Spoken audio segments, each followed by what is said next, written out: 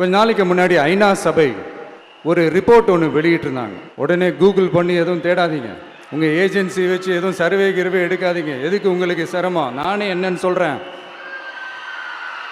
தண்ணீர் திவால் அப்படின்ற அந்த தலைப்பில் தண்ணியே இல்லாமல் திவால் ஆக போகுது அப்படின்ற அந்த கட்டுரை படிக்கும் போது உண்மையிலேயே மனசுக்கு ரொம்ப பகீர்னு இருந்தது. இந்தியாவிலேயே அது முக்கியமாக நம்ம தமிழ்நாட்டில் இன்னும் கொஞ்ச காலத்திலேயே தண்ணியே இல்லாமல் திவாலாக போகுதான்.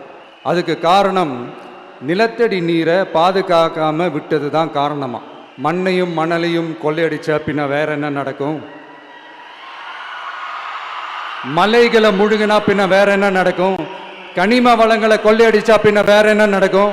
இந்த மணல் கொள்ளையில் ஈடுபட்டவங்களை மேலே நீங்கள் சரியாக நடவடிக்கை எடுக்கலைன்னு அது போதுமானதாக இல்லை அப்படின்ட்டு சென்னை உயர்நீதிமன்றம் சொன்னிச்சே, மறந்துட்டீங்களா? இந்த மணல் கொள்ளை, கனிம வள கொள்ளை, இதுக்கெல்லாம் காரணம் மணல் மாஃபியா குரூப் தான் மதுரை உயர்நீதிமன்றம் அந்த கிளை சொன்னிச்சு, அதை மறந்துட்டீங்களா? இந்த மணல் மாஃபியா குரூப்புக்கு ஆதரவு அளிக்கிறது யாரு? உங்க திமுக கவர்மெண்ட் தானே. அது இல்லைன்னு சொல்ல முடியுமா? அவங்களோட டீலிங்ல இருக்கிறது யாரு? நீங்க தானே. அது இல்லைன்னு சொல்ல முடியுமா?